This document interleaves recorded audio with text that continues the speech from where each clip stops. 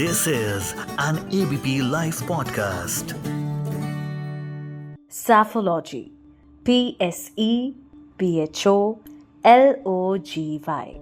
जितना डिफिकल्ट इस वर्ड की स्पेलिंग है उतना मुश्किल और जिम्मेदारी वाला ये काम भी।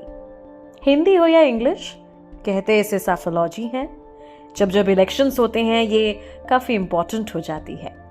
क्या है ये, कहाँ से आई, कैसे की जाती है पैथोलॉजी और भारत में पॉपुलर कैसे हुई, ऐसे कुछ तमाम सवालों के जवाब आज जानेंगे देखा अनदेखा इंडिया में, आज के पॉडकास्ट में ऑन एबीपी लाइव पॉडकास्ट। मैं मानसी हूँ आपके साथ। मेरे साथ में हैं प्रोफेसर चंद्रचूड़ सिंह, देश विदेश में पढ़ा चुके हैं और हिंदू कॉलेज दिल्ली यूनिवर्सिटी के पॉलिटिकल साइंस के प्रोफेसर हैं। Welcome to ABP live podcast. Pathology से मतलब क्या है, कहाँ से ये टर्म आया? देखिए, जो हाँ ये साइकोलॉजी का संबंध है, मैं आपको बताऊंगा कि ये कब आया, कैसे आया। पर ये दरअसल है कुछ भी नहीं, राजनीति विज्ञान का ही एक विभाग है, कह सकते हैं, एक खंड है, जिसके अंतर्गत चुनाव से संबंधित अध्ययन किए जाते हैं। अब निर्वाचन व्यवस्था कैसी है, किस पद्धति से चुनाव होता है, लोग की मतदान कर रहे हैं तो किस कारण से कर रहे हैं, क्या पैटर्न है, क्या ट्रेंड है, तो वोटिंग से क्या चारित्रिक विशिष्टताएं निकलकर सामने आ रही हैं, ये सभी प्रकार के जो निष्कर्ष निकाले जाते हैं वो दरअसल संख्यात्मक है, मात्रात्मक है। कितने लोगों ने वोट दिया, कितने लोगों ने किसको वोट दिया, जिसको वोट दिया उसको क्यों वोट दिया, क्या वो कारक थे जिन्होंने चुनाव में लोगों को प्रभावित किया। तो ये सभी चीजों को जानना बहुत आवश्यक है, क्योंकि ये न सिर्फ मतदाताओं के लिए आवश्यक है, बल्कि मुझे लगता है कि ये जो नेतृत्व है या जो लीडरशिप है उसके लिए भी आवश्यक है।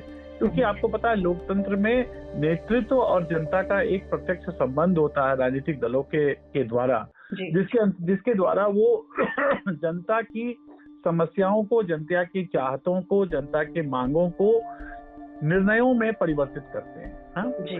तो जब तक जनता खुश है तब तक नेता अपने सत्ता में होते हैं। तो जाहिर तौर पर एक दूसरे को वो प्रभावित करते रहें, इसके लिए कारकों का जानना बहुत जरूरी है। और साइकोलॉजी के माध्यम से दरअसल मतदाताओं की वरीयताएं, उनकी रुझान, उनकी चॉइस, उनकी इच्छा, उनकी प्रवृत्ति इत्यादि सबों का पता चलाया जा सकता है। तो यानी कि it's a kind of election survey, या कोई डिफरेंस है पैथोलॉजी जब आ जाती है तो? देखिए, सर्वे तो कहना बहुत नैरो हो जाएगा, क्योंकि सर्वे आपको एक आकलन तो देता है, परंतु जब हम साइकोलॉजी में कहते हैं तो इसमें सर्वे इसका एक पार्ट है। और ये हम दरअसल इसमें हम 2-3 चीजों को जोड़कर कह सकते हैं कि साइकोलॉजी बनता है। इसमें एक सर्वे भी है, एक आकलन भी है, जो चुनाव से पहले होता है, जिसको हम प्री पोल कहते हैं, या जिसको आप ओपिनियन पोल कह सकते हैं, ठीक है ना। उसके बाद जब चुनाव जिस दिन होता है, निर्वाचन की प्रक्रिया जिस दिन पूरी होती है, और निर्वाचन का जिस दिन रिजल्ट आता है उससे पहले, तो उस दिन जिस दिन चुनाव होता है उस दिन शाम में या उस दिन भर लोगों से जब मतदान वो कर लेते हैं, तो उसके बाद वो उनकी वरीयताओं को या उनके राय को जानने की जो कोशिश की जाती है उसको हम एग्जिट पोल कहते हैं। जब एग्जिट का मतलब जब वो मतदाता मतदान केंद्र से बाहर आता है जी। और जब सारा मतदान हो जाता है और सारे रिजल्ट भी आ जाते हैं, तो उसके बाद जितने भी मतदान हुए, किस प्रकार से हुए, और ये जाहिर तौर पर जो पहले दो मैंने बताए, जो आपको बताया, प्री पोल और एग्जिट पोल, उन दोनों को आधार मानकर और फिर जो टोटल इलेक्शन का जो डेटा आता है उसको उसके साथ संयोजित करके फिर पोस्ट पोल सर्वे भी किया जाता है। तो जब हम साइकोलॉजी की बात करते हैं तो उसमें प्री पोल भी है, एग्जिट पोल भी है और पोस्ट पोल सर्वे भी है। ये तीनों मिलाकर पता चल जाता है कि किसी व्यवस्था में किस ओर मतदाता जा रहे हैं, क्या मतदाताओं की क्या मांग है, क्या उनकी चॉइस है, क्या उनकी इच्छा है, क्या उनका प्रेफरेंस है, क्या उनकी प्रायोरिटी है, क्या उनकी वरीयता है, किस दल के प्रति उनका आकर्षण है, किस दल के प्रति उनका विकर्षण है। तो ये सभी प्रकार की बातों को पता चलाया जा सकता है। तो एक तरह से कहें ये एक साइंटिफिक स्टडी है, प्रेडिक्टिव है, और मेरे ख्याल से इसका मापन जो है संख्यात्मक तो है, लेकिन उससे कहीं ना कहीं गुणात्मक रूप में भी लोकतंत्र जो है वो समृद्ध होता है। बिल्कुल। अब मैं लौटना चाहूंगी इसकी हिस्ट्री पर। आपने कहा था कि आप बाद में बताएंगे कि आखिर इसकी शुरुआत हुई कैसे है। हाँ, ये तो मैं भूल गया। तो देखिए, ऐसा है कि वैसे तो ये 20वीं दशक में राजनीति विज्ञान में एक जो ट्रेंड चला था वो ये था कि क्या राजनीति के अध्ययन को हम ये क्वांटिटेटिव बना सकते हैं, क्या अनुभव मूलक बना सकते हैं, इसको हम तथ्यात्मक बना सकते हैं, इसको हम एम्पिरिकल कहते हैं कि क्या राजनीति का अध्ययन जो वर्षों से हमेशा मूल्यों की तरफ चलता रहा, क्या होना चाहिए, इस पर जोर रहा था।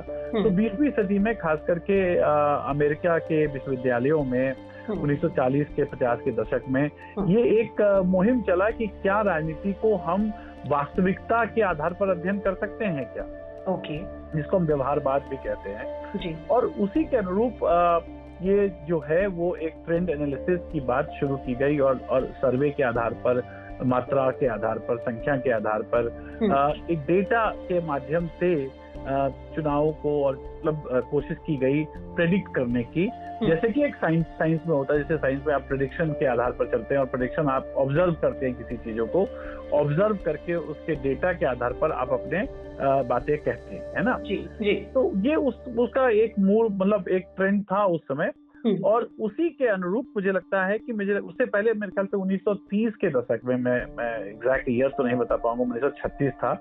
तो अमेरिका में जो राष्ट्रपति के चुनाव होते हैं, उस चुनाव को वॉशिंगटन पोस्ट और मेरे ख्याल से एक बड़े वहाँ अध्ययन करने वाले हुए जिनका नाम था जॉर्ज गैलप, अगर मैं गलत नहीं हूँ तो जॉर्ज गैलप और मेरे ख्याल से ये वॉशिंगटन पोस्ट ने मिलकर उस प्रकार के वहाँ जो राष्ट्रपति का चुनाव होता है उसको कुछ उसके बारे में कुछ सर्वे करने की कोशिश की थी।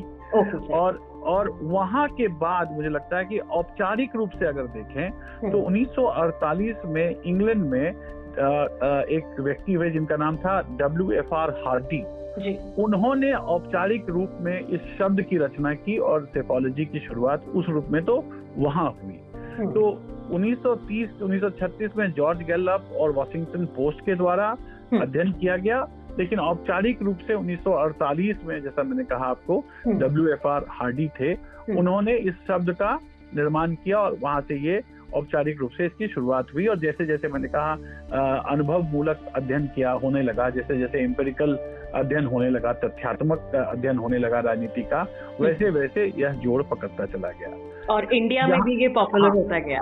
इंडिया में हालांकि देखिए ये जो जॉर्ज गैलप थे उन्होंने कई लोगों को इंस्पायर किया, उसमें एक नाम मैं लेना चाहूंगा और वो नाम है एरिक डी कोस्टा का।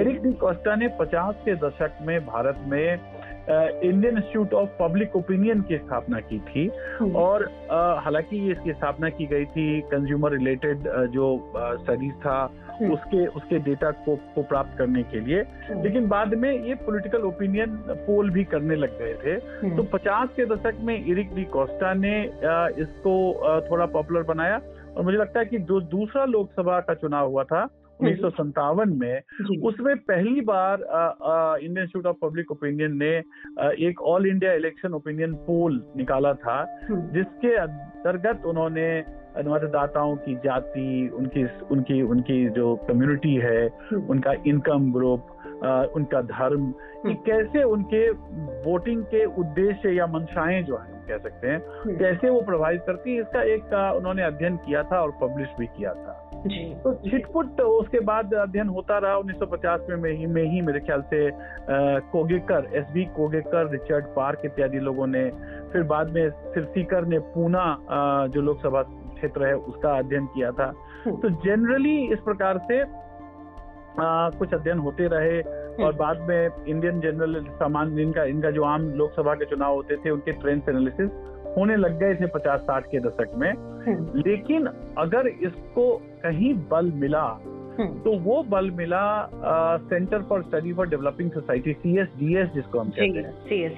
CSDS और बाद में लोक नीति की स्थापना हुई, तो रजनी कोठारी के द्वारा इसको एक औपचारिक और एक अच्छा स्वरूप प्रदान किया गया, जिसमें कि मेथोडोलॉजी पर ध्यान देकर किस प्रकार से विशुद्ध मात्रा निकाली जा सकती है, अनबायस्ड जिसको आप कहते हैं, अनबायस्ड किस प्रकार से अध्ययन किया जा सकता है, ये CSDS की स्थापना के बाद होने लगा।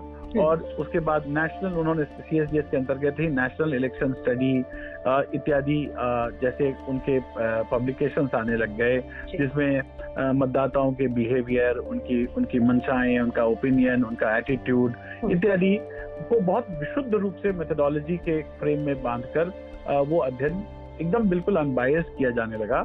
और उसके बाद जैसे जैसे 20वीं सदी के अंतिम दशक यूं कहें, उसमें फिर मुझे लगता है कि ये मीडिया हाउसेज में सबसे पहले NDTV के द्वारा, खास करके प्रणॉय रॉय और लाहिरी बटलर इत्यादि इस तरह से जर्नलिस्टों के द्वारा इसको, फिर वो खुद भी सैफोलॉजिस्ट थे, तो इनके द्वारा जो है फिर इसका विस्तार किया गया। इधर CSDS में बीच में तो थोड़ा सा रजनी कोठारी के बाद इस पे थोड़ी कमी आई थी, लेकिन मुझे लगता है कि उसी समय में CSDS में योगेंद्र यादव जी ने इसमें बहुत अच्छी भूमिका निभाई। वर्तमान में संजय कुमार हैं वहाँ, और अब तो प्रोफेशनल तरीके से भी अलग अलग राजनीतिक दलों के अंतर्गत भी कई साइकोलॉजिस्ट हैं, सबके अपने साइकोलॉजिस्ट हैं, तो इस तरह से इसका व्यापक विस्तार होता चला गया।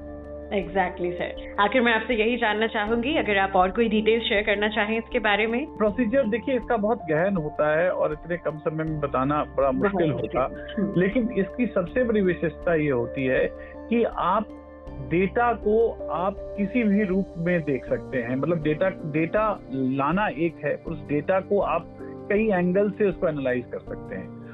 तो सबसे बड़ी बात जो मैं हमेशा कहता हूँ वो ये है कि क्या हम जब डेटा ले रहे हैं समाज से, जब हम आंकड़ों को इकट्ठा कर रहे हैं, तो क्या हम वाकई विशुद्ध रूप से तटस्थ हैं कि नहीं।